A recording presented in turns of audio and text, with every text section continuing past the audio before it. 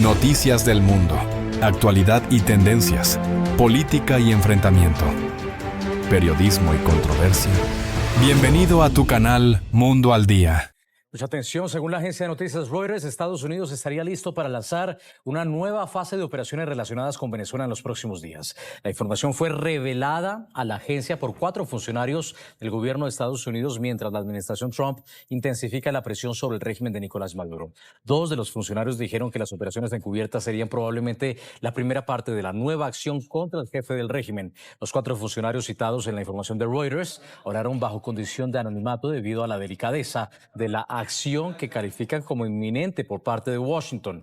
Los reporteros pidieron comentarios al Pentágono, que remitió las preguntas a la Casa Blanca. La CIA se negó a hacer comentarios. Son por lo menos 6 las aerolíneas que anunciaron en las últimas horas la cancelación de sus vuelos a Venezuela. Esto después de que la Administración Federal de Aviación de Estados Unidos advirtiera este viernes del deterioro de las condiciones de seguridad y argumentar un incremento en la actividad militar en la región. Compañías como Gol de Brasil, Avianca de Colombia, LATAM de Chile y TAP Air de Portugal cancelaron sus agendas, según informó Flightradar 24, un sitio de monitoreo de vuelos y el sitio web oficial del Aeropuerto Internacional Simón Bolívar de Maiquetía, que sirve a Caracas.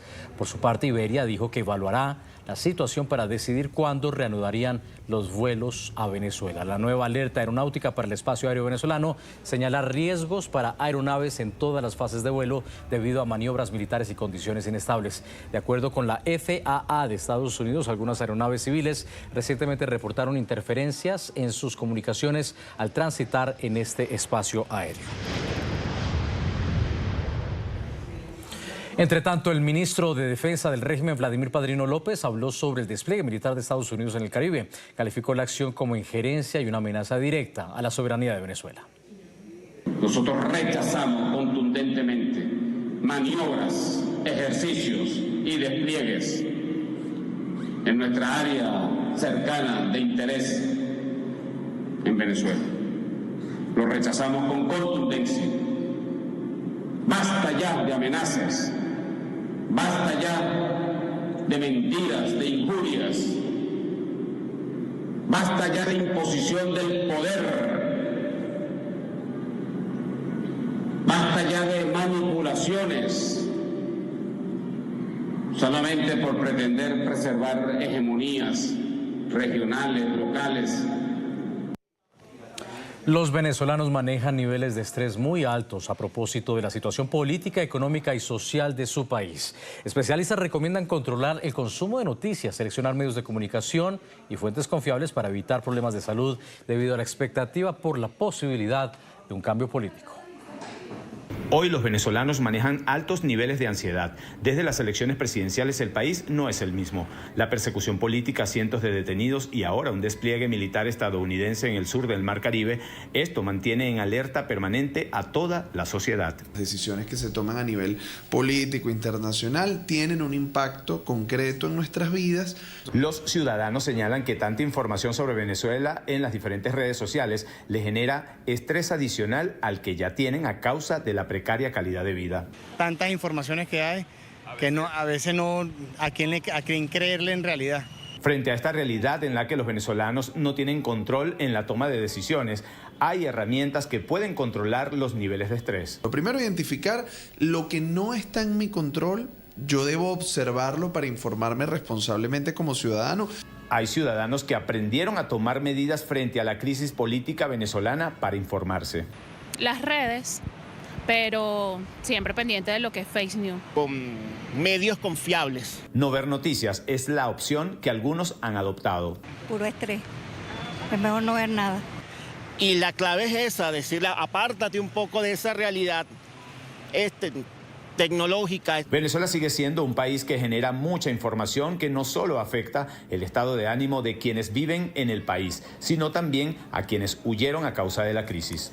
El presidente Donald Trump dijo el viernes que pronto hablará con Nicolás Maduro por la captura del jefe del régimen. Washington ofrece $50 millones mientras acumula una gran demostración de fuerza en la región en una ofensiva contra el narcotráfico y el cartel de los soles. En una entrevista con Brian Kilmeade de Fox News, Trump dijo que hablaría con Maduro en un futuro no muy lejano.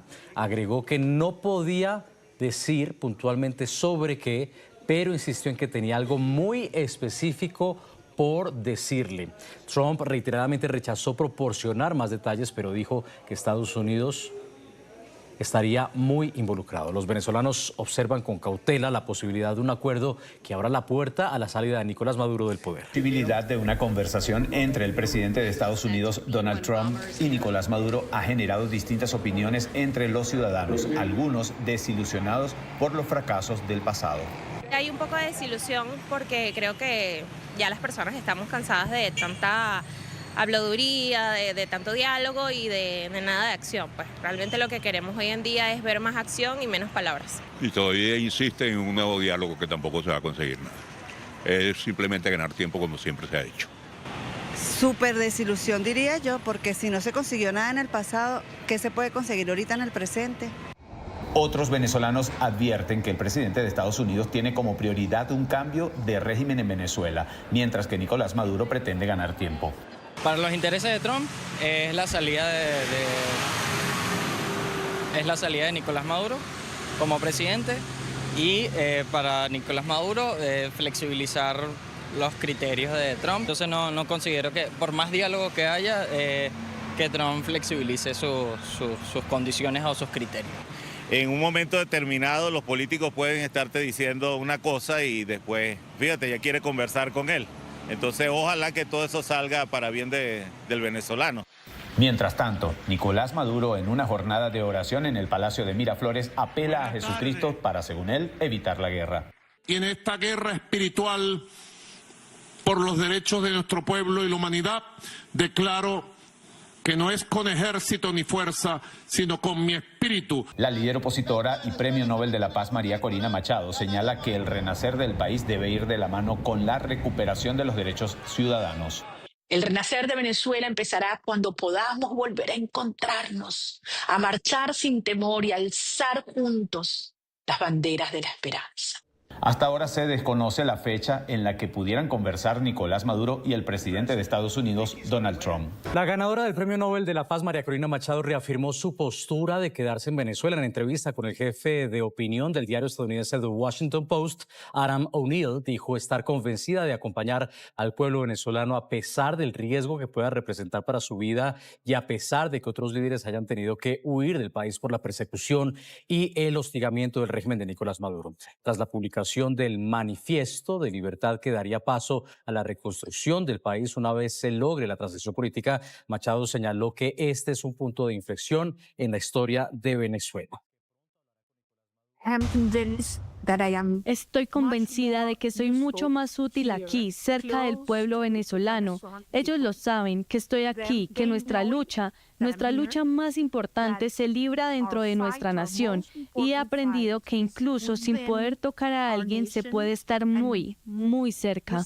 La Organización de Derechos Humanos Laboratorio de Paz presentó un informe que sistematiza 142 recomendaciones oficiales formuladas por la Misión Internacional Independiente de Determinación de los Hechos de la ONU entre 2020 y 2025 con el objetivo de crear un plan secuencial de reformas para una futura transición democrática en el que sea incorporada la verdad, la justicia y las garantías de no repetición en Venezuela. El texto está basado en 6 ejes estratégicos: justicia y rendición de cuentas, cuerpos de seguridad y control civil, sistema judicial y ministerio público, órganos de control, libertades políticas y espacio cívico y cooperación internacional. La organización destaca que la hoja de ruta es un documento abierto para el debate entre actores políticos, sociales, académicos e institucionales dentro y fuera del país. Veo 3 conclusiones centrales derivadas de los informes que han presentado y es básicamente ponerse de acuerdo que en Venezuela han existido crímenes de lesa humanidad cometidos por el régimen, que ha habido además unos patrones estructurales de represión y que a su vez ha habido un colapso internacional. ¿Qué tiene que pasar primero para poder comenzar con esa hoja de ruta que ustedes están proponiendo? Bueno, gracias por tu pregunta. Desde nuestra organización Laboratorio de Paz hemos sistematizado las 142 recomendaciones de la misión de la ONU para Venezuela. Y estas recomendaciones que han surgido de sus diferentes informes las hemos sistematizado como una hoja de ruta posible para la reinstitucionalización de las instituciones en nuestro país. Así que esas conclusiones que acabas de nombrar es una síntesis de los hallazgos que ellos han tenido en sus diferentes informes. Así que estas diferentes recomendaciones nosotros les hemos puesto un calendario en 3 fases. La primera para los 100 días iniciales de la transición, luego para el primer año y finalmente para un periodo de 2 a 6 años, ¿no? Y lo primero que tendría que pasar, ¿no?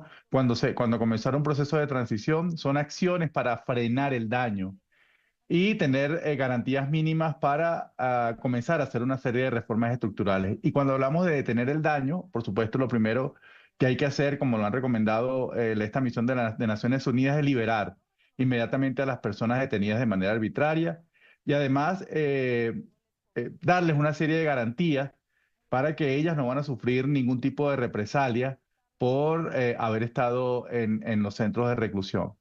Y además, de manera inmediata, en esos primeros 100 días, tenemos que abrir el país a este monitoreo internacional en materia de derechos humanos. Hay que recordar que ni la Comisión Interamericana ni esta propia misión de Naciones Unidas ha podido ingresar a Venezuela. Así que para que nos acompañe en todos los desafíos que tenemos en materia de derechos humanos es importante que ellos visiten al país.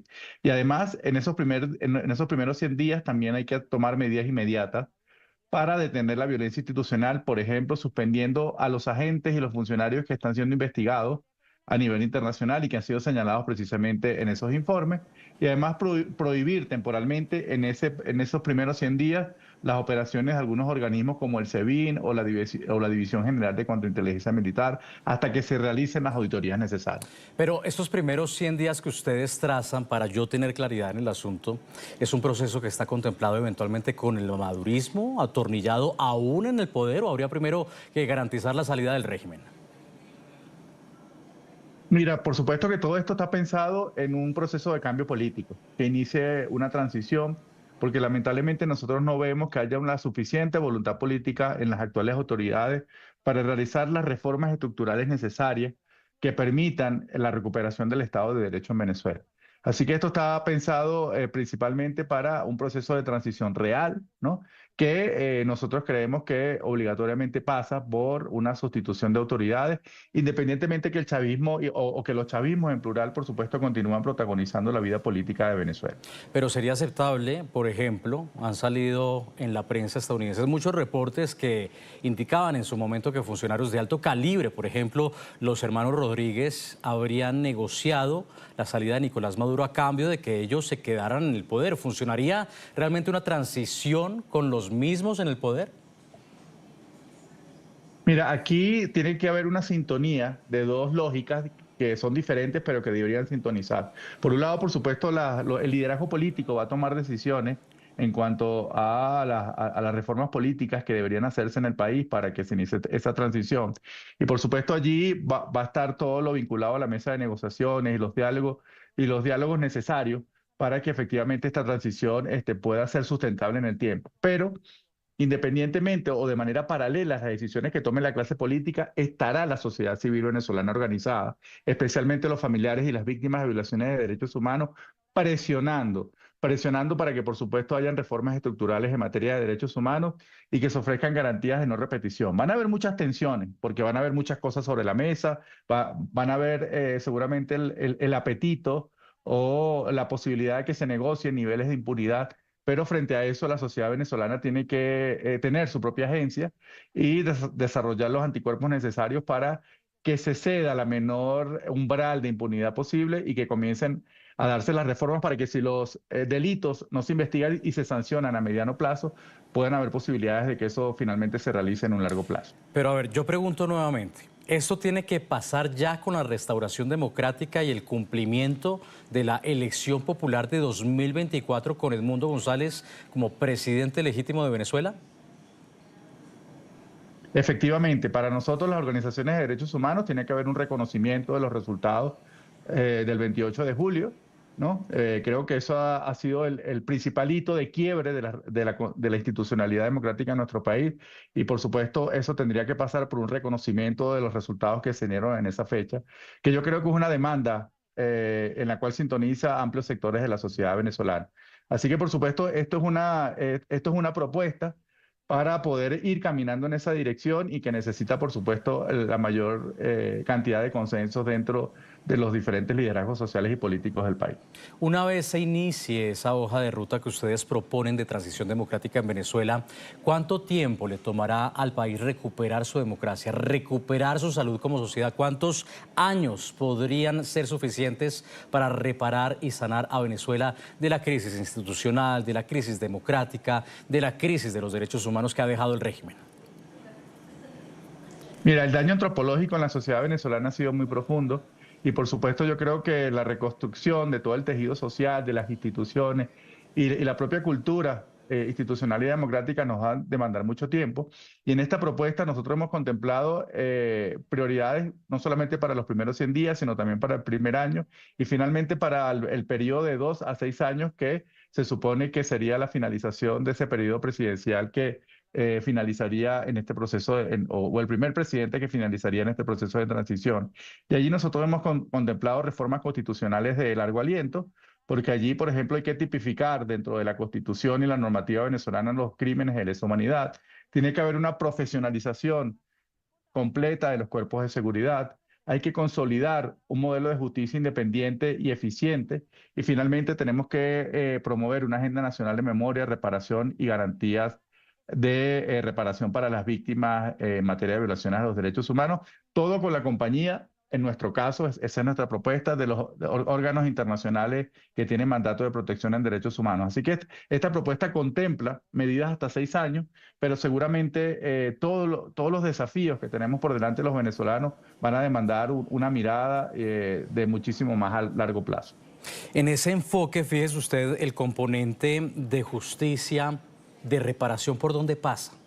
¿Por dónde pasa la Corte Penal Internacional, por ejemplo, responsable de investigar las violaciones a los derechos humanos en Venezuela y a sus máximos responsables?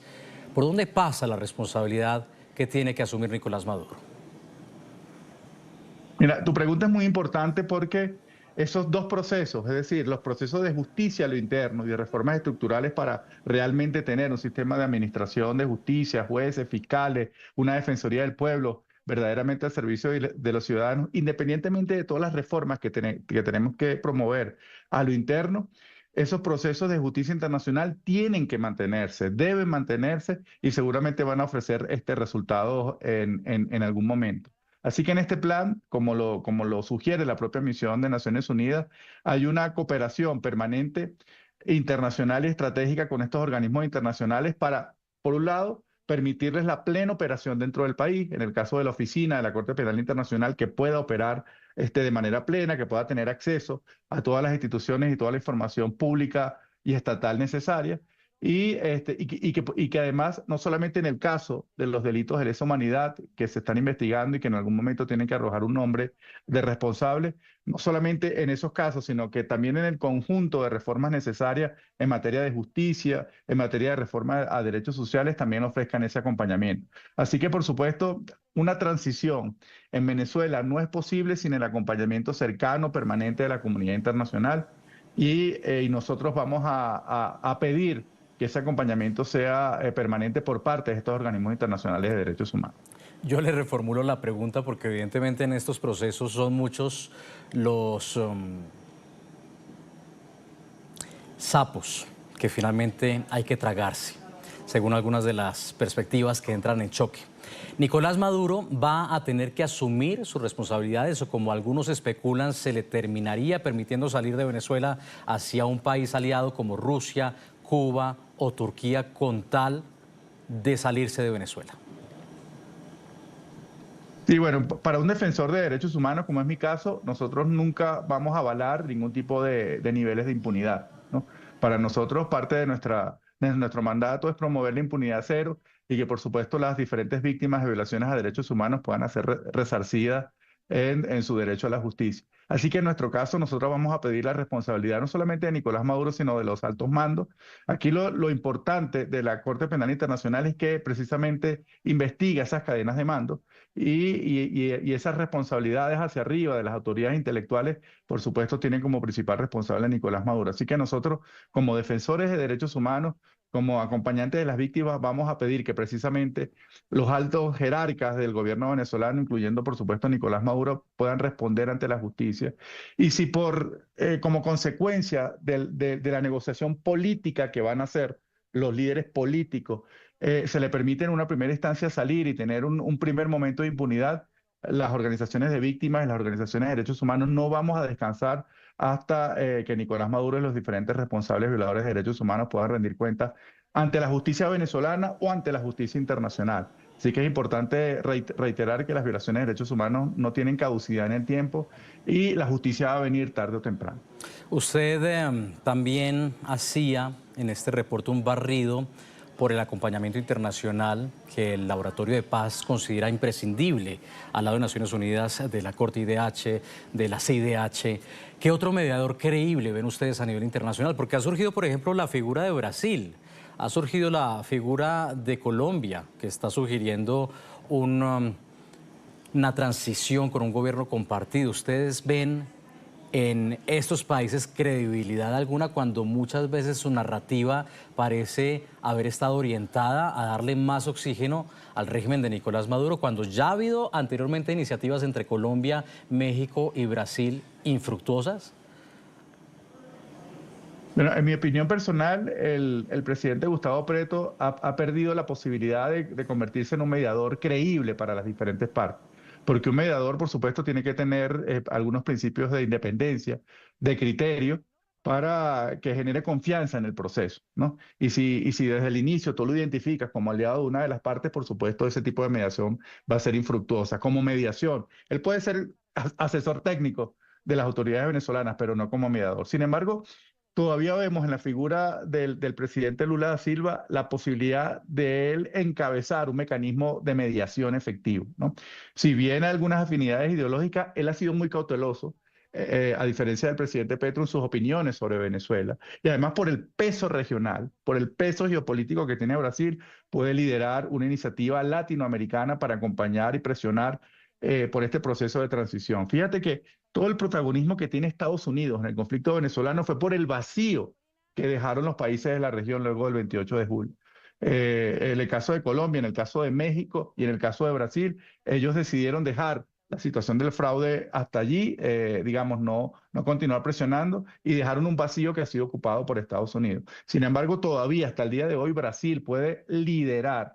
Ratificamos una coalición de países latinoamericanos que puedan presionar por un mecanismo de mediación y negociación efectivo que finalmente permita una transición a la democracia en Venezuela. Pero para eso hay que tener real voluntad política y no solamente emitir mensajes de acompañamiento, sino también mensajes de coerción en el caso de que alguna de las partes incumpla los acuerdos que se hayan realizado. Las conclusiones a esta hora de Rafael Uzcategui del Laboratorio de Paz. Rafael, muchas gracias por haber estado con nosotros. Saludos. Gracias a ti, amigo. Y lo decíamos, pese a que los venezolanos eligieron ya en julio de 2024 a Edmundo González como su legítimo presidente, Gustavo Petro en Colombia insiste en promover un gobierno compartido para evitar el desmantelamiento de raíz del régimen madurista. El presidente de Colombia, Gustavo Petro, escribió en la red social X que se opone al que llamó desmantelamiento violento del régimen en Venezuela y apostó por un gobierno de transición en medio de crecientes tensiones con Estados Unidos por sus ataques a embarcaciones en el Caribe y el Pacífico. El mandatario colombiano reconoció haber mediado con el expresidente estadounidense Joe Biden una eventual salida de Nicolás Maduro de Caracas antes del fraude en julio de 2024 con el que se atornilló al poder. Sin embargo, Petro reconoció que las mediaciones fracasaron, pero insistió en un gobierno de transición, pese a que los venezolanos ya eligieron a Edmundo González como su legítimo presidente. Sus comentarios coinciden con la peor crisis entre Estados Unidos y Colombia, aliados históricos hoy enfrentados por desacuerdos en la lucha contra las drogas y políticas migratorias, entre otros temas. Más cercano de Maduro que de su par estadounidense Donald Trump, Petro está en contra de una posible operación estadounidense en Venezuela. Petro advirtió que un desmantelamiento del madurismo traerá un fortalecimiento de los grupos y bandas armadas que buscarán control territorial. Colombia no reconoce los comicios en los que Maduro se hizo reelegir para un tercer mandato sin mostrar las actas electorales, aunque mantiene relaciones diplomáticas con su régimen. Está con nosotros Ronald Rodríguez, él es politólogo, internacionalista y profesor e investigador del Observatorio de Venezuela de la Universidad del Rosario en Colombia. Bienvenido a NTN 24. Nicolai, gracias por la invitación. Ronald, ¿qué asidero tiene esta propuesta cuando ya los venezolanos efectivamente eligieron a quien debe ser su legítimo presidente, Edmundo González? Bueno, esto es parte de esta diplomacia de redes sociales a la que nos tiene acostumbrado lamentablemente el presidente Gustavo Petro, que además hace una lectura bastante torpe de la situación de Venezuela y de su participación en la situación de Venezuela. Recordemos que el presidente publica en la red social X a altas horas de la noche lo que él cree es la posición de su gobierno frente a la situación en Venezuela, donde hace una serie de aseveraciones como por ejemplo que aquel encuentro que se dio en abril en Colombia, en abril de 2023, donde se convocaron a varios gobiernos para poner sobre la mesa dinámicas de negociación en Venezuela, ese encuentro fue un fracaso. Ese encuentro fue un fracaso por una pelea directa entre el canciller de aquel entonces, Álvaro Leiva, y el embajador de ese momento en Estados Unidos, Murillo, quien venía desarrollando un trabajo con los Estados Unidos, pero Leiva se le metió a último minuto y todo eso terminó en fracaso. Uno revisa ese trino del presidente y son interpretaciones bastante particulares sobre la situación venezolana. Ya en el momento de la crisis después del fraude electoral, el presidente había esbozado la idea de un gobierno tipo Frente Nacional, lo cual no dejó de sorprender porque recordemos que el M-19 pues es precisamente resultado de un sector que se sintió excluido en el marco del Frente Nacional y da origen a este grupo guerrillero esa exclusión. Entonces promover el Frente Nacional y la alusión que hace al Frente Nacional el presidente en su trino casi que es una contradicción histórica con el M-19 y con lo que él supuestamente representa, pero además es un desconocimiento histórico brutal en la medida en que tanto Colombia como Venezuela tuvieron gobiernos de democracias pactadas en la segunda mitad del siglo XX, evitando que tuviéramos dictaduras militares. El gobierno pactado en Colombia fue el Frente Nacional, donde se daba alternancia presidencial entre los dos principales partidos, una alternancia forzada, mientras que Venezuela vivió una dinámica con el acuerdo de punto fijo en el cual se daba una dinámica de alternancia, pero se mantenía la posibilidad de la ciudadanía de elegir al partido gobernante, que terminó en una dinámica de gobierno entre Acción Democrática y COPEI y que fue muchísimo más democrático incluso que el Frente Nacional. Entonces es pretender darle lecciones a Venezuela sobre alternancia política cuando Venezuela tuvo una dinámica de pacto que funcionó muchísimo mejor que el Frente Nacional, y la crisis venezolana realmente no se resuelve por una dinámica de pacto, sino por el retorno a la democracia. Interesante ese paralelo que planteabas entre el caso del Frente Nacional en Colombia y el caso venezolano. Yo creo, Ronald, y aquí quiero tu opinión, que ya hay o ha habido en todos estos años un laboratorio parecido a lo que está proponiendo Petro en la actualidad, y es, por ejemplo, el Consejo Nacional Electoral. ¿Cómo se crea esa pantomima de que hay participación de la oposición con apenas una representación mínima cuando quienes en realidad tienen el poder son otros? Recordemos que en el Consejo Nacional Electoral pues hay varios rectores, algunos de ellos de oposición, pero en sí es un cuerpo gobernado e influenciado por el régimen, donde solo el régimen tiene decisión, poder e influencia. Nicolai, el caso venezolano es muy llamativo porque es el caso del deterioro democrático. Se utilizaron herramientas electorales para deteriorar la democracia, entrar en una lógica de autoritarismo competitivo durante el gobierno de Hugo Chávez, porque este deterioro no empezó únicamente con Nicolás Maduro. A veces hay algunas interpretaciones que quieren pintar al gobierno de Chávez, incluso el propio presidente Petro cae en eso, como si fuera un gobierno demócrata. No, el presidente Chávez vació de contenido la democracia, vació de contenido las elecciones. En 2007, cuando trata de cambiar la constitución y el pueblo le dice que no, decide empezar a implementar muchas de estas medidas a través de un mecanismo que existe en Venezuela, que es ley habilitante.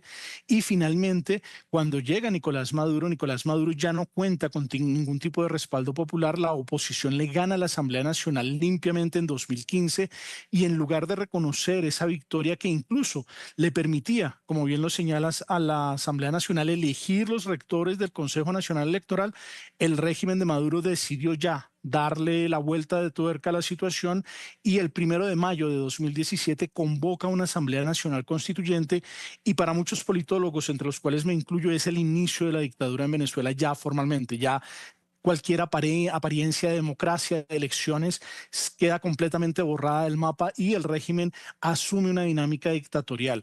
La elección de 2018 Colombia no la reconoció. Recordemos que Colombia ya lleva 2 certámenes electorales sin reconocer la situación en Venezuela.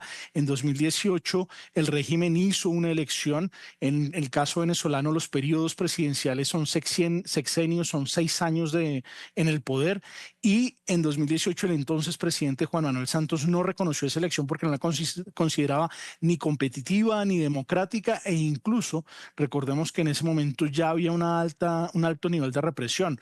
Lo que sucedió el año pasado es un ejercicio en el cual después de una larga negociación de más de 3 años donde los Estados Unidos apoyaron, donde noruegos, Qatar, diferentes actores, incluso México, estuvieron moviendo la dinámica para que pudiese darse una salida a partir de un certamen electoral y con todas las circunstancias en contra, con un CNE, como lo señalabas, absolutamente dominado por el régimen, la oposición aún así logró demostrar, porque son los que han puesto la evidencia sobre la mesa, que Edmundo González Urrutia ganó la elección.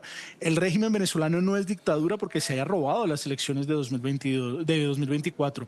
Es dictadura porque desde hace tiempo no permite que el proceso por el cual los ciudadanos venezolanos eligen a sus gobernantes logre materializarse en una expresión democrática. Y recordemos que además en el caso venezolano siempre es importante recordar que no solamente es un tema electoral. Como bien lo dices, es la concentración de poderes. En Venezuela el poder electoral es uno de los 5 poderes. El Poder Judicial, el Tribunal Supremo de Justicia, está completamente controlado por el gobierno. El Legislativo se eligió en 2020 con unas características muy particulares. Este año tuvo una reelección en la cual la oposición logró tener algunos espacios que son bastante cuestionables. Y finalmente, pues el Poder Ciudadano, que son los órganos de control, también están en las manos del oficialismo.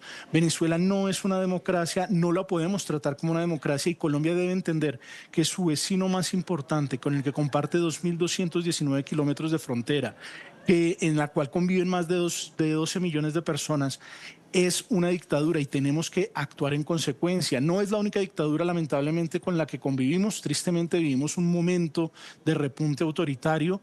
Turquía, Rusia, China, El Salvador, hay una serie de gobiernos que están en derivas autoritarias y Colombia, como una democracia, tiene una difícil particularidad porque esta dictadura, a diferencia de otras, es nuestra dictadura vecina. Volviendo a la propuesta de Gustavo Petro, esta coincide en algunos de los términos con las declaraciones de su ministra de Relaciones Exteriores, Rosa Yolanda Villavicencio, que en entrevista con la agencia Bloomberg desde Madrid había hablado de una posible fórmula para que Maduro dejase el poder y evitase ser detenido. La Cancillería había negado lo reportado por la agencia, pero Bloomberg divulgó el audio de la entrevista ratificando la información. Así fue. Sí, yo creo que de hecho lo ha considerado, que puede haber una salida, una transición donde, bueno, pues él pueda irse sin que tenga que pasar a lo mejor por la cárcel y que venga alguien que pueda hacer esa transición y que pueda haber unas elecciones pues que estén legitimadas con un proceso transparente, pues sería lo más sano y es lo que nosotros decimos y lo que se le está proponiendo y creo que Maduro estaría por aceptarlo. Menos mal quedó grabado. Ronald, ¿cómo entender esta aparente contradicción? La desautorizan, pero luego salen con esta otra polémica propuesta. Bueno, realmente es vergonzoso lo que está pasando con el Servicio Exterior colombiano en este momento. La canciller no tiene las capacidades para manejar la política exterior del Estado colombiano y mucho menos para ser la representante de ese Estado puntualmente, una canciller que no entiende la diferencia de las posiciones personales frente a las posiciones de Estado, y en el caso de Venezuela pues ha sido absolutamente notable. Hay una cosa que a mí me llamó mucho la atención sobre lo que ha sido el comportamiento de la Cancillería colombiana frente al régimen venezolano, y aparentemente, según lo reporta El Espectador el pasado domingo en la sección de Alto Turmequé, se estaba negociando la liberación de los 18 colombianos que continúan detenidos en Venezuela, y esta sección reporta que la Cancillería colombiana consideró que en el marco de la cumbre CELAC-Unión Europea pues no era conveniente hacer esa liberación porque pues la relación entre el gobierno colombiano y el gobierno venezolano causa muchísimo ruido y que eso podía quitarle protagonismo a la cumbre. De ser esto cierto, que además El Espectador es un medio muy serio, pues es bastante preocupante, porque una de las responsabilidades de la diplomacia colombiana es velar por el bienestar y protección de nuestros ciudadanos en el exterior, y tristemente hemos visto cómo después de del fraude electoral varios de nuestros compatriotas han sido detenidos ilegalmente por el régimen, han sido sometidos a desaparición de corta duración o incluso de larga duración, porque hubo familias que pasaron más de 6 meses sin tener noticia del paradero de sus familiares. Y si la Cancillería, en lugar de trabajar por la liberación de estas personas, prefirió mantener las formas en la dinámica de esta cumbre y no en la liberación de nuestros compatriotas, creo que eso daría lugar a que la Comisión Segunda del Congreso convoque a la Cancillería a rendir cuentas, a hacer el control político, porque sería algo bastante grave. Efectivamente, muy preocupante. Ronald Rodríguez. Hemos tenido muchísimo interés de blindar nuestros puertos, nuestras fronteras, y estamos también muy atentos a lo que es nuestra competitividad como hub logístico. Porque al final el problema, los retos y los desafíos que tenemos a nivel internacional con el crimen organizado transnacional es un problema de todos. Y son los mismos desafíos, pero la respuesta debe ser conjunta. Era Soraya Valdivieso, directora general de la Autoridad Nacional de Aduanas de Panamá, explicando parte de la iniciativa del gobierno panameño de verificación de carga en todo el territorio, que fue anunciado hace un par de semanas después de que la Organización Mundial de Aduanas denunciara que el narcotráfico se había tomado los puertos de Panamá. La medida busca reforzar precisamente el control de tráfico de drogas, el contrabando, el crimen organizado, el terrorismo y otras actividades ilícitas. Buenas tardes. Usted cuestionó el informe de la Organización Mundial de Aduanas, que alertaba sobre una alta infiltración de operadores del narcotráfico por las fuentes utilizadas y la falta de contraste con los datos de ustedes. Pero el propio presidente José Raúl Mulino reconoció que su país sirve como ruta para el tránsito de una enorme cantidad de cocaína, y lo ha dicho varias veces este año, recordemos. Estoy muy preocupado, porque por Panamá está pasando un enorme volumen de cocaína. Esto nos demuestra que el crimen organizado avanza por delante de la autoridad. ¿Están o no los puertos panameños infiltrados por el narcotráfico? Primero que todo, nosotros entramos al gobierno nacional el 2 de julio del 2024. El informe de la OMA fue con datos estadísticos y con modus operandi y con la realidad que existía en ese momento, en el 2023-2024. Yo me leí al 100% el reporte, y de hecho ya tuvimos pues una conversación con el señor Sanders, el equipo de aduanas y todo el equipo interinstitucional que implica el trabajo que estamos haciendo en la Fuerza Tarea Portuaria, que ese es el nombre que le hemos dado. El señor presidente fue ministro de Seguridad en el pasado. Él entiende y conoce perfectamente. Sabemos que en estos momentos nuestras estadísticas hemos sido muy efectivos y eficientes, y hemos sido reconocidos a nivel mundial en estos momentos, porque nosotros hemos duplicado y triplicado las incautaciones de sustancia ilícita en los puertos en los últimos 9 meses. Así como hemos hecho grandes esfuerzos contra el comercio ilícito. Ahora bien, Con respecto al reporte, es cierto, nosotros quisimos aclarar la página número 27 con respecto a la información que decía en el reporte. ¿Por qué lo queríamos aclarar? Porque varios de esos casos, el puerto Manzanillo, el puerto Balboa es mencionado ahí, se siente aludido. Hicimos una investigación y varios de esos casos, lo que fue el decomiso o la incautación fue on board, o sea, adentro del barco. Y por el otro lado, no existe ninguna evidencia de que el contenedor fue 100% contaminado en el puerto de Panamá, ya sea Balboa, Manzanillo, Cristóbal o cualquier otro. O PCA, tenemos 5 de las principales terminales de las más importantes. ¿Por qué? Porque nosotros somos un hub logístico de ruta y transbordo. Nosotros, en primer lugar, queremos aclarar, ni somos un país productor, ni somos un país donde tenemos altos índices de consumo de sustancia ilícita. Nosotros simplemente pues somos un hub logístico, somos un país importante donde se mueve del 6 al 8% del comercio del mundo, entonces podemos ser víctimas de nuestras propias fortalezas. Nosotros sabemos que la solución, y hemos encaminado una hoja de ruta ante esa solución, es más tecnología, reforzar el talento humano e intercambio de información. Miren si en este gobierno nosotros hemos generado confianza con los países de Europa, que próximamente va a haber una visita importante. Tenemos relaciones y lazos muy importantes con la Organización Mundial de Aduana, donde ellos en reunión han reconocido nuestro esfuerzo y nuestro enfoque y nuestra prioridad. El presidente conoce perfectamente todos los temas que tienen que ver con puertos y conoce perfectamente los temas de seguridad.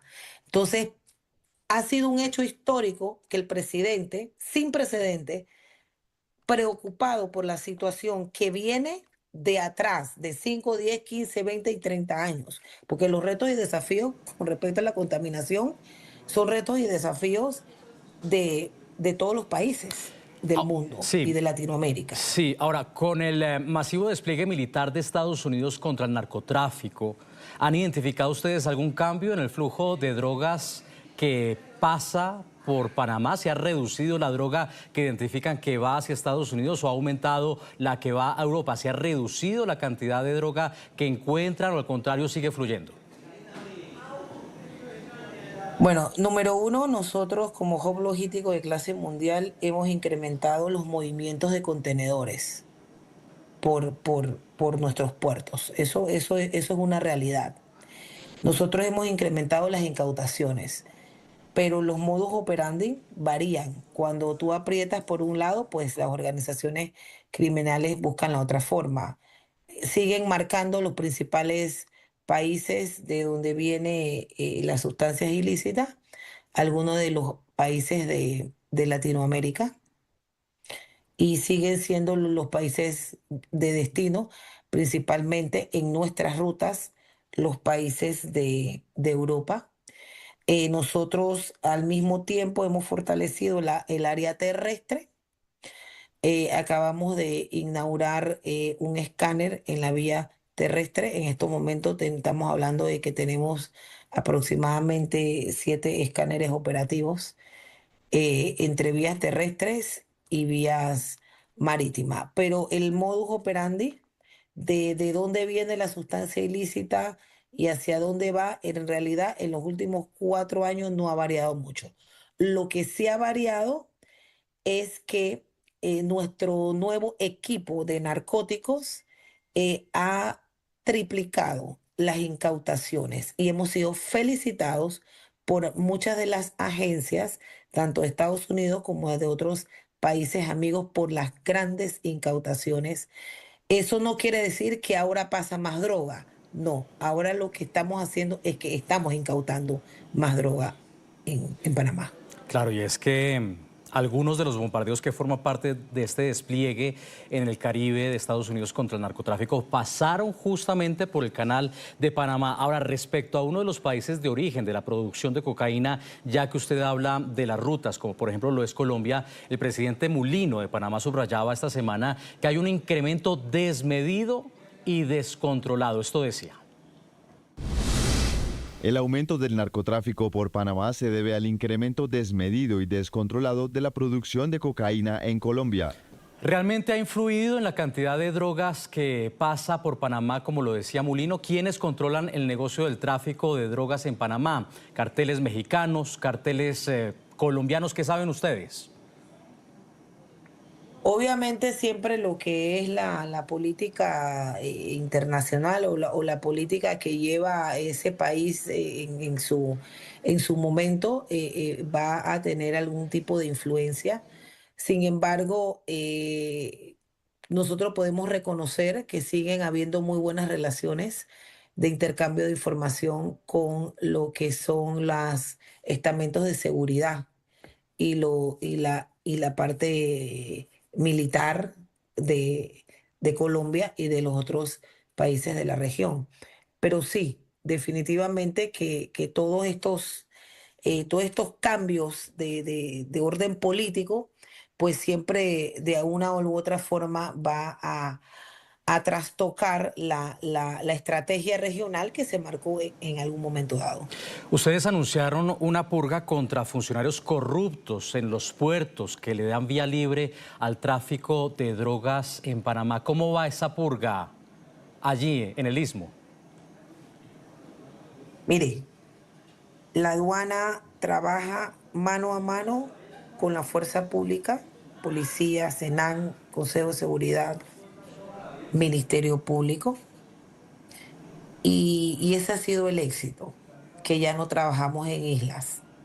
En el pasado, lamentablemente, cada uno estaba con su ley y no había una coordinación. Y producto de esta coordinación, esta transparencia, esta confianza que le queremos dar al mundo, este mandato que me dio el presidente de hacer una transformación en la Autoridad Nacional de Aduanas, que era justa y necesaria hace más de 30 años, nosotros pues hemos definido principalmente dos objetivos para cumplir en este quinquenio y poder transformar la institución. Uno es la digitalización y la tecnología, invertir en eso, y otro es la inversión en el talento humano. Y para nosotros poder invertir en ese talento humano y atraer los mejores perfiles, definitivamente tenemos que depurar todos los actos de corrupción, o también, no solamente actos de corrupción, sino el sistema de reclutamiento o de contratación, pues en el pasado no era la más adecuada. Ahora la estamos haciendo un poco de manera más científica. Bueno, Mulino también ha criticado la seguridad de los puertos. ¿Cuál es la responsabilidad de los operadores privados de los puertos en Panamá? Los operadores privados tienen una gran responsabilidad. Ellos tienen que cumplir con todos los estándares internacionales de seguridad. Nosotros tenemos la mayoría de las navieras y los usuarios finales o los clientes tienen que cumplir de hecho, no solamente con los estándares, sino con programas de seguridad internacional, como por ejemplo BASC, CITIPAC, y en todo lo que es materia de seguridad portuaria, ese es un trabajo que lo hace la Autoridad Marítima de Panamá, que es la autoridad competente en materia de puertos, en lo que es seguridad portuaria. Ahora, pasemos a hablar de cómo fortalecer el comercio, cómo volverlo más seguro. Con este programa que ustedes han lanzado, ¿cómo funcionaría la seguridad de la cadena logística internacional? La aduana tiene 3 roles al mismo tiempo: darle seguridad a la carga, facilitar el comercio y recaudar. Y los tres tienen igual importancia. Entonces, con esto que estamos haciendo, lo que vamos es a mejorar la facilitación, porque nos hemos sentado a la mesa todos los actores Ministerio de Comercio, Ministerio de Trabajo, Fuerza Tarea Portuaria, a ver cómo vamos a resolver y buscar mejores soluciones a darle seguridad, pero también a darle facilitación al comercio incorporando la tecnología.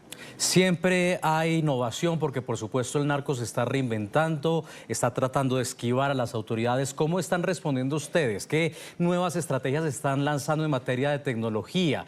¿Qué capacidades están incorporando para verificar la carga, por ejemplo, de los contenedores que no van a llevar sustancias ilícitas? Bueno, en primer lugar, por un lado, los puertos cumplen con todos sus estándares de seguridad y cada día están más avanzados. Y en segundo lugar, pues ahora nosotros con la Fuerza Tarea Portuaria, nosotros vamos a controlar y monitorear esa información que se genera adentro de los puertos. Estamos hablando que un tema es el nivel operativo, brindarle la tecnología y las herramientas para que la revisión de un contenedor pues sea más rápido. Por el otro lado, tenemos un centro de control y monitoreo de alto nivel, que fue una inversión que hizo Aduana y Países Amigos en los últimos 2-3 años y que yo la recibí. Y entonces estamos fortaleciendo la integración de todos los escáneres a nivel nacional. Ya prontamente, para febrero de este año, vamos a tener integrados por lo menos 14 escáneres entre marítimos y terrestres, integrados. ¿Qué es integrado? Que vamos a poder tener la trazabilidad y vamos a poder tener todos los niveles compartimentados para minimizar la corrupción. Entre otros proyectos de integración que muy pronto se van a dar a conocer el próximo año. En este momento lo estamos planificando y obviamente pues no podemos dar algunos detalles de eso, principalmente para que esta información no caiga en manos de las organizaciones criminales. Entiendo. Ya debo ir concluyendo la entrevista, pero me interesa un asunto que parece haber quedado en el olvido, pero fue una de las grandes noticias de este 2025. ¿Cómo avanzan las tensiones entre las que quedó Panamá por la puja entre China y Estados Unidos, que amenazó con apoderarse del canal por una supuesta influencia de Beijing? Con esto del aumento del tránsito de drogas por el canal, ¿no temen que sea un nuevo argumento para Washington para insistir en el tema, aunque ustedes hayan dejado clara la soberanía e independencia de Panamá y del canal? Bueno, yo lo único que le puedo decir en realidad con respecto a este tema, porque no soy la canciller, soy la directora de la Autoridad Nacional de Aduanas, pero obviamente todos en el gobierno estamos alineados y manejamos la información pertinente, es que nosotros tenemos las mejores relaciones en estos momentos con el gobierno de los Estados Unidos a través de todas nuestras instituciones. Es todo lo que tengo que decir sobre eso. Era Soraya Valdivieso, directora general de la Autoridad Nacional de Aduanas de Panamá. Gracias por haber estado con nosotros y por haber compartido cómo están respondiendo ustedes a este desafío que es la infiltración del narcotráfico en los puertos de Panamá. Muchísimas gracias por estar con nosotros. Y bueno, para comenzar, ahí están planteados los temas sobre la mesa. Me gustaría que pudiéramos observar la siguiente nota. Son miles de personas las que ya han descargado y usado Doctor SB, tanto en Android como en iPhone, así descubriendo sus virtudes. Pero, ¿cuáles son en sí los beneficios de esta aplicación que complementa al sistema de salud del país? Acá se lo contamos. El Salvador ahora garantiza el acceso a la salud a todos por igual, con un sistema innovador que utiliza inteligencia artificial en apoyo a los médicos profesionales. Entre los beneficios está que los salvadoreños pueden acceder a consultas desde cualquier dispositivo inteligente. También que pueden utilizar la aplicación a la hora del día que sea y en el lugar donde se encuentren, sin necesidad de desplazarse a centros de salud. Los diagnósticos tienen un alto nivel de precisión, gracias a la inteligencia artificial de Google, que se complementa con el trabajo de los doctores, nutricionistas y psicólogos. También los usuarios pueden acceder a su historial médico desde el celular, integrando resultados de exámenes, imágenes y consultas previas. Otro beneficio es la forma en que se generan las recetas, que se validan en más de 350 farmacias para obtener los medicamentos sin costo. Exámenes y estudios también son gratuitos en una red de laboratorios disponibles. La gente también puede agregar a familiares para que obtengan sus consultas, por ejemplo a niños. Además, se toma en cuenta que se descongestionan los centros médicos del país al manejar las consultas leves desde la aplicación. Y bueno, así las cosas, El Salvador sigue marcando historia en el país y en la región también, Raiza, gracias a esta visión del presidente Nayib Bukele, que recientemente anunció justamente el lanzamiento de Doctor SB, un servicio revolucionario de consultas médicas que los salvadoreños ahora pueden utilizar de manera virtual con médicos reales 24/7 y que también tiene un componente de inteligencia artificial. Raiza, ¿qué significa para usted como analista externa de lo que sucede en los países, que un país centroamericano justamente esté apostando por incorporar este tipo de tecnología al sistema de salud pública? Sí, bueno, esta aplicación de alguna manera está modernizando el sistema de salud de El Salvador, ¿verdad? Y esto hace que el acceso a la salud sea pues universal, ¿verdad? Para todos los ciudadanos. Esto también pues es bastante innovador en la región. Hay varios países, ¿verdad? Con sistemas de salud más avanzados que ya lo utilizan y El Salvador le está apostando, ¿verdad? Actualmente a este sistema. Como bien lo decían en la nota, ¿verdad? Es un sistema de consultas leves, digamos, no de emergencias, pero que sí va a hacer que el sistema de salud ya no esté tan colapsado, ¿verdad? A veces hay consultas que no requieren, digamos, que no son específicamente una emergencia que se tenga que asistir, ¿verdad? Y ya, por ejemplo, a partir de la pandemia de COVID, se demostró, ¿verdad?, que las videoconsultas se pueden realizar y son sumamente efectivas, ¿verdad? También disminuyen riesgos de contagios de algunas enfermedades, sobre todo en los niños. Y pues definitivamente que El Salvador, ¿verdad?, le esté apostando a esta modernización del sistema de salud, pues va a ser que conforme vaya avanzando, digamos, en la etapa, ¿verdad?, digamos, de acceso a esta aplicación, el sistema vaya mejorando, ¿verdad? También ha sido, digamos, a través de rangos etarios que las personas se han podido registrar, ¿verdad? Y actualmente pues ya está todo, digamos, toda la población de 18 a 60 años ya están registrados, lo que quiere decir que tiene un rango muy grande para poder accesar a esta aplicación. A ver, como observadora, Raiza, ¿qué señales son las que más le han llamado la atención a usted sobre la aplicación Doctor SB y, bueno, todas las bondades que implican para los salvadoreños y su beneficio? Sí, creo que una de las mayores ventajas es que tú puedes acceder, ¿verdad?, estando dentro del territorio salvadoreño, desde cualquier lugar, ¿verdad?, y con un dispositivo electrónico, ¿verdad?, con acceso a internet, tú puedes solicitar una cita, por ejemplo. La verdad es que eso es muy innovador, ¿verdad?, porque también esta aplicación trabaja 24/7, ¿verdad? Entonces, es decir, no tiene un rango, digamos, como en los hospitales o en las clínicas médicas, donde tienes que tener un horario específico, ¿verdad?, de atención, a menos que sea una emergencia. Entonces, esto definitivamente hace que muchas personas puedan utilizar la aplicación. Esto pues es bastante innovador y también va a hacer, ¿verdad?, que si estás en una emergencia, por ejemplo, en un día festivo, tú puedas utilizar esta aplicación. Definitivamente esto hace que el sistema de salud pues cada vez sea más moderno y, más que eso, toda la población pueda tener acceso a este sistema de salud. Usted que vive fuera, Raiza, ¿qué comentarios más bien se escuchan sobre estas iniciativas que son implementadas por el gobierno de El Salvador en círculos académicos o de cooperación, digamos, sobre estos modelos para poder acercar los servicios de salud a la población? Pues esto no solo es innovador, ¿verdad?, sino que también es como un compromiso muy grande que tiene el gobierno salvadoreño con la población. Es bien sabido que en Centroamérica los sistemas de salud son bastante precarios, ¿verdad? Durante muchísimos años el acceso a la salud ha sido pues más bien un lujo, ¿verdad? Y actualmente que El Salvador tenga, digamos, esté innovando de esta manera, pues definitivamente habla muy bien, no solo del gobierno, ¿verdad?, sino de las tendencias, digamos, que esa digitalización que se está llevando a cabo y también el uso, ¿verdad?, de la inteligencia artificial, que está siendo sumamente beneficiosa para la población, ¿verdad? Entonces esto pone a El Salvador como un pionero en temas de salud.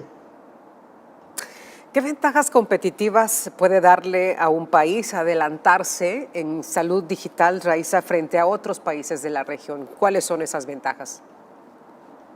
Pues definitivamente una de las ventajas es el tema económico, ¿verdad? Digamos, la atención a los hospitales públicos, ¿verdad? El sector salud es uno de los sectores que más, digamos, gasta, digamos, en el erario público, y pues al poder tener este tipo de aplicaciones, ¿verdad? Que el acceso a la salud sea de alguna manera de un costo más bajo, pues esto también tiene beneficios digamos, en el presupuesto nacional, ¿verdad? Que tal vez actualmente no se va a ver tan pronto, pero a mediano y largo plazo se van a ver los beneficios. Y también, pues más que eso, también se quiere ver un poco el tema de la salud preventiva, ¿verdad? Ya no tanto la salud reactiva, como estamos acostumbrados en Centroamérica, ¿verdad? Asistir, digamos, al médico únicamente cuando ya estamos como muy enfermos, sino que se está también implementando, digamos, esa cultura de prevención. Bueno, y para quizás conversar un poco sobre los aspectos técnicos que incluye esta aplicación Doctor SB, estamos hablando de tecnología que ha puesto a disposición Google a través de este modelo avanzado de inteligencia artificial en aplicaciones médicas sanitarias, y esto para optimizar diagnósticos, análisis de imágenes médicas, apoyo en las tomas de decisiones clínicas, también integra datos por ahí como textos, imágenes, videos, registros electrónicos de salud, y todo esto pues para reducir, uno, el tiempo de espera de un paciente que tiene, pues, o esté esperando una resolución sobre su estado de salud, un diagnóstico, digamos.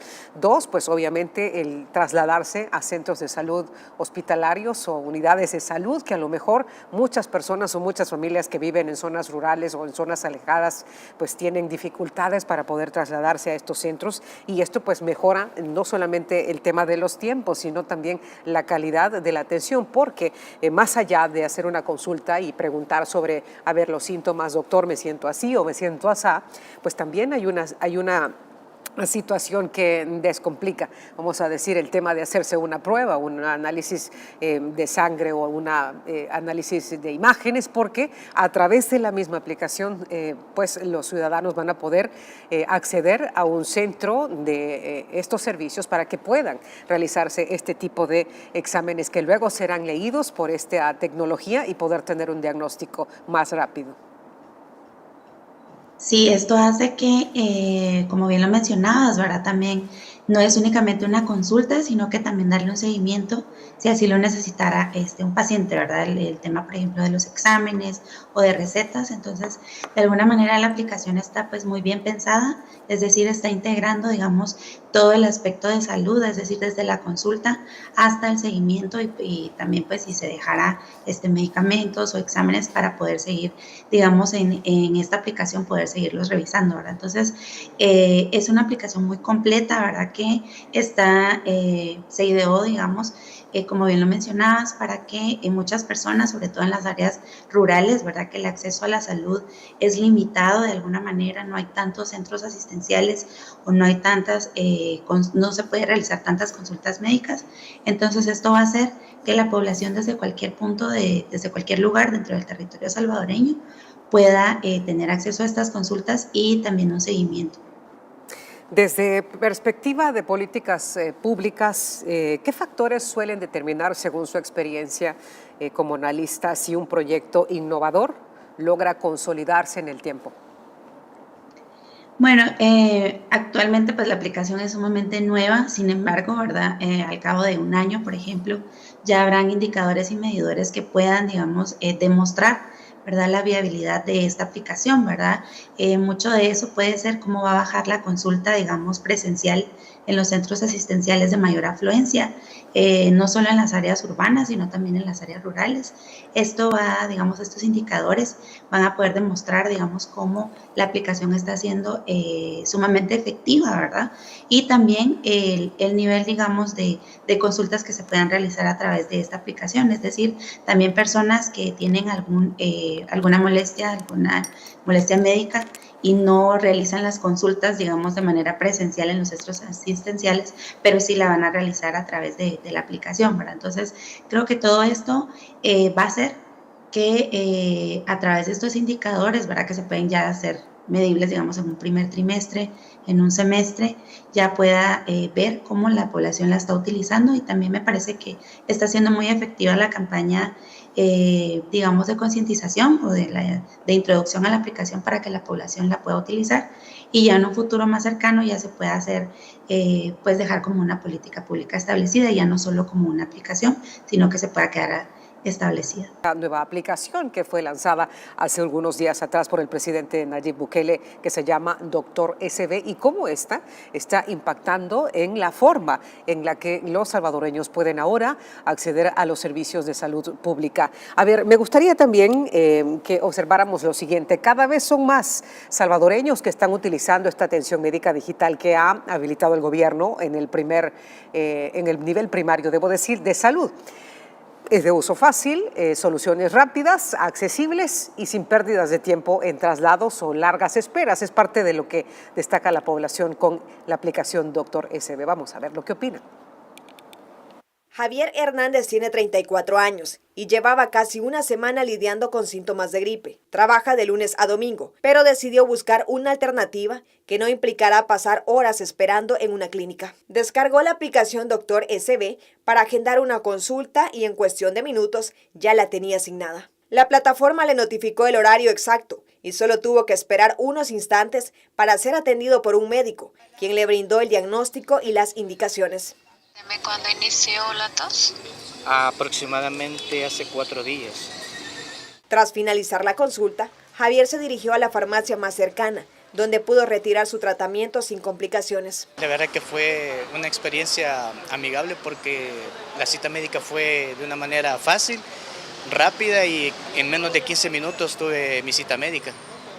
Aparte de ello, también para retirar la medicina, muy fácil. Sí, correcto. Solo uno presenta la receta, muestra su DUI y ya con eso le presentan la receta. Así muchos salvadoreños han comenzado a utilizar Doctor SB para resolver problemas de salud comunes, destacando la rapidez en la atención. Bien necesario quizás andar esta aplicación para cualquier necesidad de salud, ¿verdad? Para poder consultar de cualquier cosa, de manera de las medicinas o algo que le pueda también beneficiar a uno por la salud. Lo atienden inmediatamente y el medicamento es una aplicación súper fácil y es una aplicación, siento yo que es una aplicación, de mi parte es una mucho que mejor, ¿verdad? Porque uno en su casa puede hacer las cosas y todo eso, y eso, no sé, siento que la aplicación sí está demasiado bonita. Es una aplicación buena para así pasar consulta rápido, sin tener que esperar todo el día. Doctor SB es una aplicación gratuita que solo requiere ingresar datos básicos para crear una cuenta y agendar la consulta con un profesional en medicina general. Parte del sentir de la población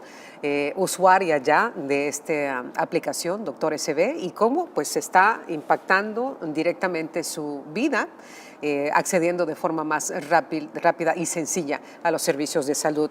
A ver, recientemente también el presidente Nayib Bukele anunció en sus redes sociales, de hecho ya lo comentó usted, anunció que ampliaban el servicio de hasta los 60 años como parte de la cuarta fase. Esto se realizó pues muy rápido, de hecho, desde el día en que el presidente lanzó la aplicación, y esta es una de las apuestas para que El Salvador tenga el mejor, dice el presidente, servicio de salud del mundo. Así que como analista externo, bueno, ahí gracias a la producción por ponerme aquí en pantalla, de hecho la publicación dice: ya abrimos la cuarta etapa del proyecto de 50 a 60 años.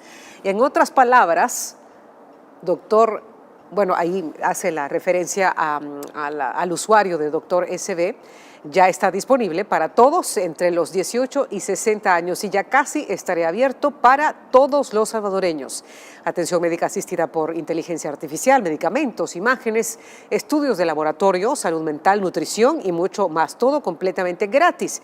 Paso a paso, dice el presidente, a través de la publicación construiremos el mejor sistema de salud del mundo. Ahí está, también lo publica una imagen que hace referencia a la aplicación Doctor SB, dice ya disponible, fase 4, 51-60 años. A partir de este día, dice abajo, todos los salvadoreños de 18 a 60 años podrán hacer uso de todos los servicios de Doctor SB. Esa es la publicación justamente que está habilitando ya la cuarta fase para que los salvadoreños de hasta 60 años puedan utilizarla sin ningún problema. ¿Qué lectura hace de esta expansión progresiva así de rápida como ha ido sucediendo por grupos etarios, Raiza? Sí, esta, expansión ha sido bastante rápida. Eso quiere decir, ¿verdad?, que esta aplicación, digamos, está muy bien realizada y la población se pudo registrar de manera muy efectiva, digamos, de manera semanal, ¿verdad? Esto hace que la aplicación se pueda estar utilizando desde ya, ¿verdad? Y también en una explicación que daba el presidente Nayib Bukele del por qué iniciar, ¿verdad?, más o menos del rango de edad de 18 a 30 años, ese, digamos, registro, pues es, digamos, ¿por qué? Porque es, digamos, el rango de la población que tiene más acceso, digamos, o puede usar de mejor manera este tipo de aplicaciones, ¿verdad? Y ya de manera escalonada se fueron introduciendo los siguientes rangos de edad. Entonces, para, digamos, que las personas más jóvenes, ¿verdad?, pudieran de alguna manera guiar, digamos, también, por ejemplo, a sus papás, ¿verdad?, para poder registrarse. Pero este registro ha sido, pues, sumamente rápido, la verdad. Quiere decir también que la aplicación, ¿verdad?, tiene, digamos, ese acceso, está muy bien pensada, y también el hecho que todas las personas ya puedan estar registradas, ¿verdad?, hace que desde ya las personas lo puedan estar utilizando. Y también algo que es sumamente novedoso, ¿verdad?, que no es únicamente, digamos, para consultas generales, sino también para ver temas de nutrición, ¿verdad?, que muchas veces la población, digamos, no le pone ese énfasis, y temas de salud mental, ¿verdad? Después de la pandemia se creó como mucha conciencia en temas de salud mental para la población. Entonces esto está haciendo que El Salvador, ¿verdad?, esté siendo, digamos, pionero en estos temas de salud, y como bien lo mencionaba anteriormente, no solo en la salud, digamos, reactiva, sino también en temas de salud preventiva. Raiza, ¿por qué es importante que un país le dé continuidad a estos proyectos grandísimos, tecnológicos, más allá de los ciclos políticos? Bueno, es sumamente importante, ¿verdad?, porque el mundo de hoy, pues, es un mundo digital realmente, ¿verdad? Todo se está digitalizando, inclusive los mismos sistemas de gobierno, ¿verdad? Entonces, esto hace que la población, digamos, tenga cada día más acceso, no solo en temas de salud, ¿verdad?, sino también en temas sociales, políticos, ¿verdad? Entonces, esto definitivamente es muestra, digamos, de cómo el presidente Nayib Bukele está innovando, ¿verdad?, no solo en los sistemas políticos, sino también en los sistemas médicos y sociales, ¿verdad? Porque a más acceso de salud a la población, definitivamente la calidad de vida va a mejorar para toda la población. Entonces, El Salvador está siendo, pues, no solo pionero, no solo en la región, ¿verdad?, en Centroamérica específicamente, sino también en Latinoamérica, y esto, pues, quiere decir que si estos proyectos, ¿verdad?, se están llevando a cabo actualmente por ejemplo, en el área de salud, ¿verdad?, también se pueden llevar a cabo en otras áreas también que son sumamente importantes. ¿Qué mensaje envía hacia afuera justamente que un país continúe invirtiendo en tecnología de este tipo aplicada al bienestar social, Raiza? Bueno, definitivamente da un mensaje, ¿verdad?, de que el gobierno, ¿verdad?, está innovando, está utilizando, digamos, el recurso público, ¿verdad?, el recurso de todos los ciudadanos, lo está utilizando para poder innovar. Y esto, que como bien lo mencionaba, el mundo se está digitalizando, ¿verdad? Actualmente la globalización, pues, ya es digital meramente. Entonces esto hace que El Salvador, pues, sea pionero en estos temas, y hace también que toda la población salvadoreña tenga acceso, digamos, de alguna manera de primera mano a todo, ¿verdad? Entonces esto hace que El Salvador, pues, no solo sea pionero en esos temas, sino que también más población pueda tener ese acceso a temas, en este caso ahora específicamente a temas de salud integral. Ok, vamos a cambiar de tema en aras del tiempo porque tenemos muchas cosas de las que conversar esta mañana, y nos vamos a trasladar a temas de turismo y seguridad. Gracias a la seguridad de la que hoy goza nuestro país, Raiza, el turismo ha experimentado un aumento continuo, sostenido, significativo, y esto está sin duda alguna impulsando la inversión y la organización de eventos internacionales como los que están sucediendo en estos momentos torneos de surf, de Bitcoin, el Carnaval de San Miguel, que es uno de los eventos más importantes que tiene el país y que atrae cientos de miles de visitantes año con año.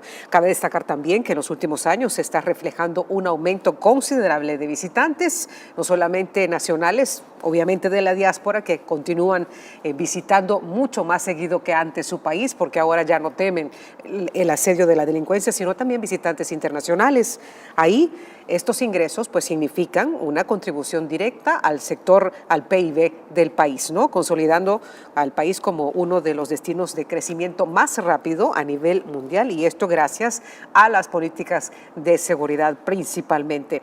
Desde afuera, Raiza, ¿cómo percibe la imagen turística, digamos, de El Salvador comparada con hace 10 años atrás, 8 años atrás, y comparada con otros países de la región también, si es posible?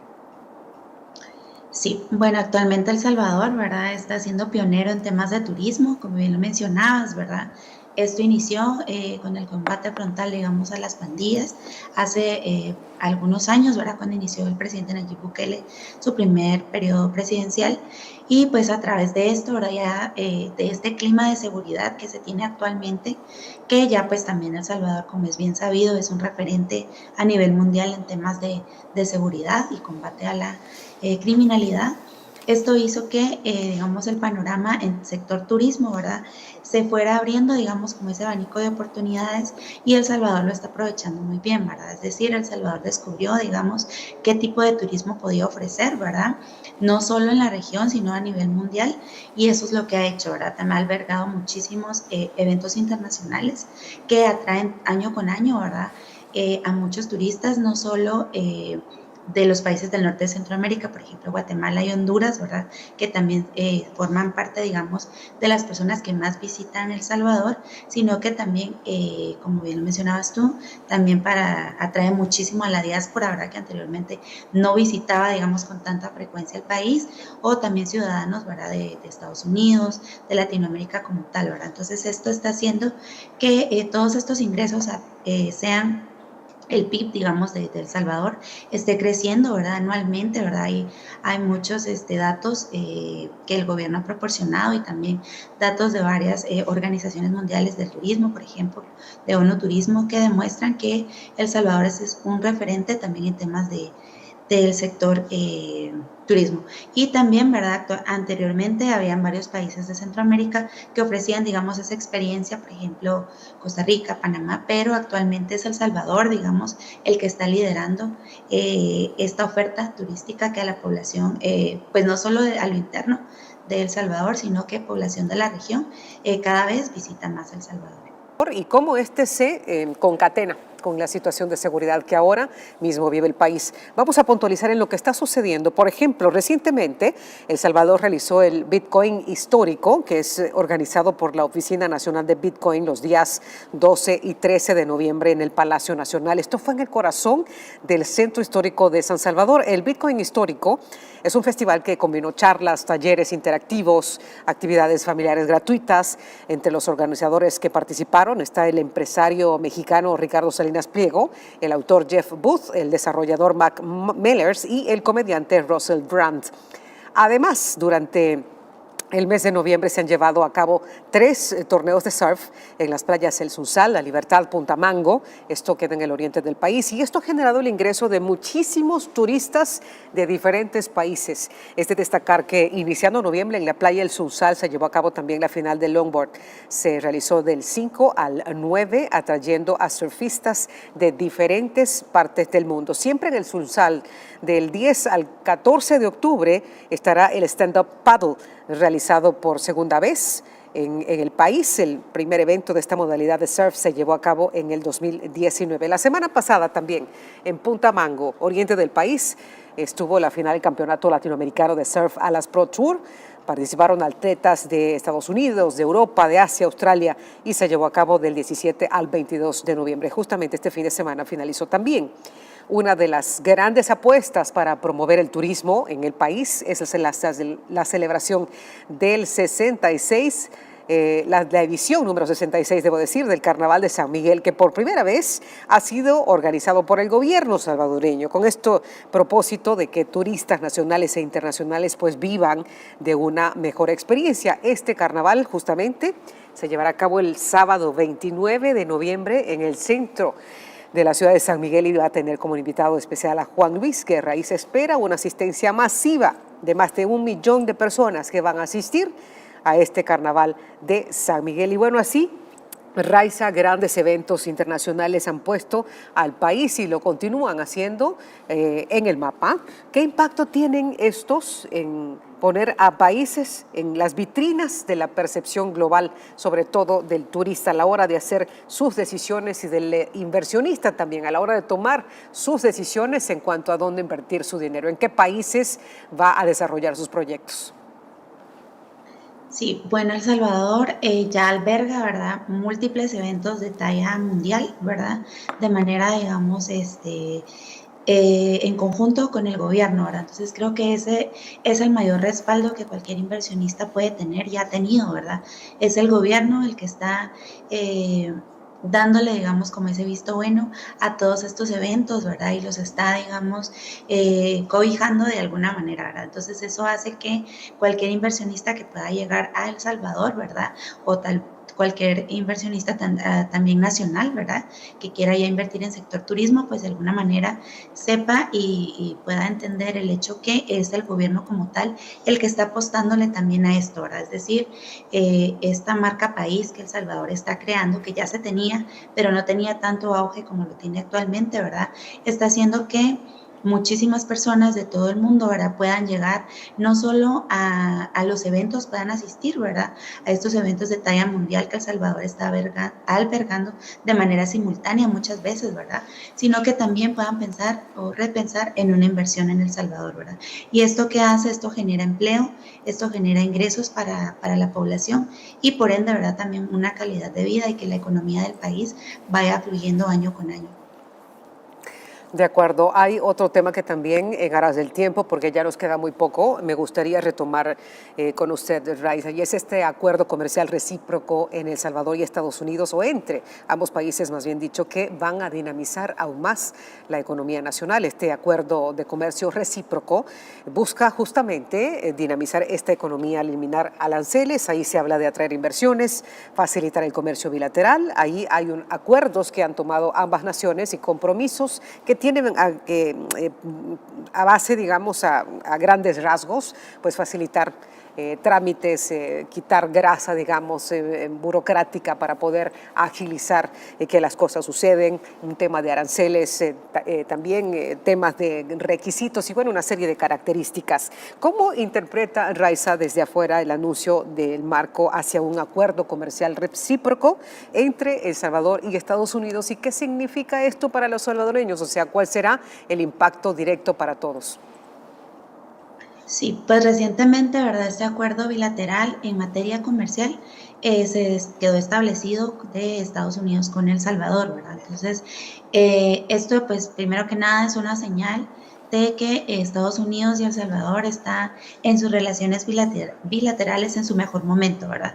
Todo inició, digamos, desde un acercamiento político, ¿verdad?, meramente, específicamente también resaltar mucho el trabajo de la embajada en Estados Unidos, ¿verdad?, de la embajada salvadoreña en Estados Unidos a través, pues, de sus funcionarios, ¿verdad?, de su embajadora, Milena Mayorga, de todos los funcionarios de la embajada actualmente, ¿verdad? Entonces, a través, digamos, de este lobby político que se ha realizado, ¿verdad?, se ha afianzado mucho, digamos, esa relación bilateral en temas políticos, ¿verdad? Y es a partir de esas relaciones bilaterales que ya actualmente, ¿verdad?, se empiezan a entablar mejores relaciones comerciales, es decir, pues El Salvador siempre ha tenido relaciones comerciales con Estados Unidos, sin embargo, ¿verdad?, actualmente se están estableciendo estas relaciones comerciales con acuerdos preferenciales, ¿verdad? Es decir, se van a tener, digamos, un menor pago, digamos, de aranceles de manera bilateral, ¿verdad? Tanto los productos que se vayan a exportar como los productos que se vayan a importar directamente de Estados Unidos, ¿verdad? Entonces,